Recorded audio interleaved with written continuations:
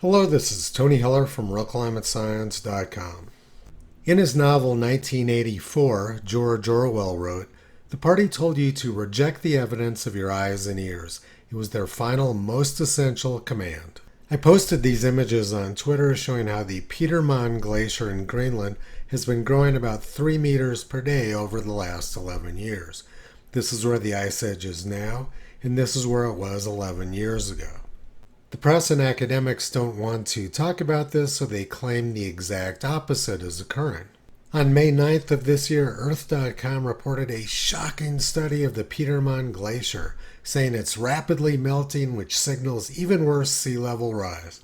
But I have to admit, I'm no longer shocked by how dishonest the press and academics can be about climate.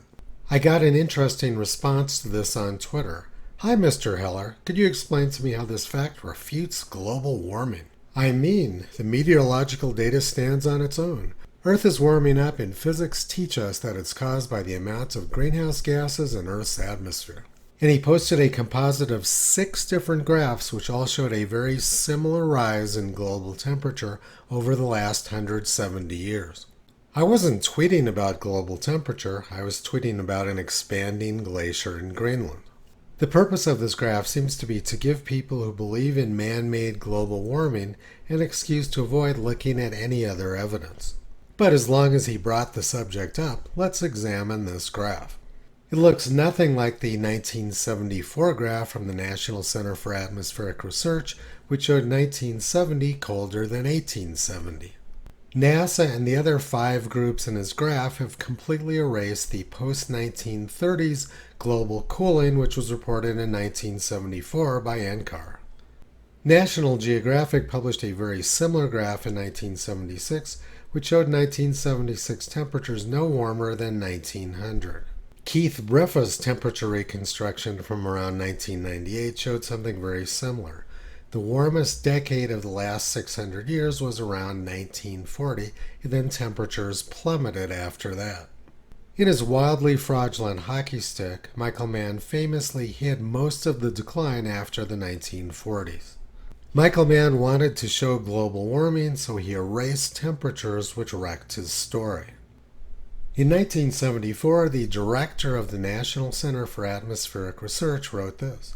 In February of 1972, Earth-orbiting artificial satellites revealed the existence of a greatly increased area of the snow and ice cover of the North Polar Cap as compared to all previous years of space-age observations.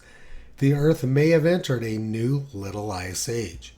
And there was widespread concern in the scientific community this global cooling was going to lead to major crop failures and mass starvation. Time magazine was warning of another ice age, and they wrote, "Since the 1940s, the mean global temperature has dropped about 2.7 degrees Fahrenheit." Michael Mann hid most of that drop in temperature. NASA hid that drop in temperature, and so did the other 5 groups in this graph, who all made most of the cooling after the 1930s disappear. Let's compare this graph to what NOAA was saying in 1989. Tom Carl was the longtime head of climate analysis at NOAA, and he said in 1989, while global climate warmed overall since 1881, it actually cooled from 1921 to 1979. And he said that most of the global warming since 1881 occurred before 1919. But these 6 groups have all reversed both trends. Now they show cooling before 1919 and warming from 1921 to 1979. They erased the post-1940 global cooling, which was reported by The Guardian in 1974. Space satellites show new ice age coming fast. In 1974, NOAA told National Geographic, since about 1940 there's been a distinct drop in average global temperature. And the National Science Board said, during the last 20 to 30 years, world temperature has fallen, irregularly at first but more sharply over the last decade. In 1974, the New York Times reported that climatologists at the National Academy of Sciences wanted to evacuate 6 million people in Africa from drought caused by global cooling. In 1975, Newsweek reported that climatologists wanted to melt the Arctic with black soot in order to save the planet from global cooling. In 1978, the New York Times reported, "International team of specialists finds no end in sight to 30-year cooling trend in Northern Hemisphere." And they also said there wasn't enough data in the Southern Hemisphere to make a determination. In 1972, 42 top American and European investigators met at Brown University and sent a letter to President Nixon warning about glacial temperatures in about a century. In 1970, the New York Times wrote, "The United States and the Soviet Union are mounting large-scale investigations to determine why the Arctic climate is becoming more frigid, why parts of the Arctic sea ice have recently become ominously thicker, and whether the extent of that ice cover contributes to the onset of ice ages." In 1971, NASA's top climate scientists predicted a new ice age in as little as 50 years, which would have been the year 2021. But all 6 of these groups have erased most of that cooling after 1940. And this didn't happen by accident. They were communicating with each other about their decision to erase that cooling. In this ClimateGate email, Phil Jones wrote, "It would be good to remove at least part of the 1940s blip, but we're still left with why the blip." So they wanted to tamper with the data, but they didn't even have an explanation. Anyway, that's exactly what they did. They made the post-1940 global cooling disappear. In Michael Mann's hockey stick, the post-1940s cooling is almost completely gone. And he shows the period around 1910 as being the coldest years of the last millennium. But in 1912 it was reported that glaciers all over the world were retreating to the mountains. By 1912, the Jacobshavn Glacier in Greenland had retreated 4 miles since 1860. But now the Jacobshavn Glacier is growing and has been for several years. So if you believe Michael Mann's hockey stick, you also have to believe that glaciers melt when it's very cold and they grow when temperatures are much warmer. In 1939, all of the glaciers in eastern Greenland were rapidly melting. It may without exaggeration be said that the glaciers of Greenland, like those in Norway, faced the possibility of a catastrophic collapse. But these climate academics agreed that they didn't want people to know about the warmth of that time frame, so they erased it.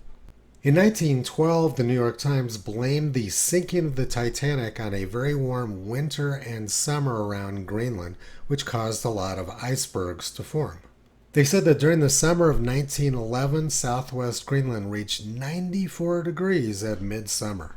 But Michael Mann said that 1911 was one of the coldest years of the last millennium. 100 years ago in 1923, Glacier National Park was melting so quickly that experts predicted all of the ice would be gone by 1950. But over the last 30 years, the glaciers in Glacier National Park have either been holding steady or they've been growing. The edge of the Grinnell Glacier has greatly expanded since 1991. The glaciers in Glacier National Park retreated very rapidly from 1850 to 1950. Then the retreat slowed way down, and now it's stopped completely. The same thing's true in Greenland.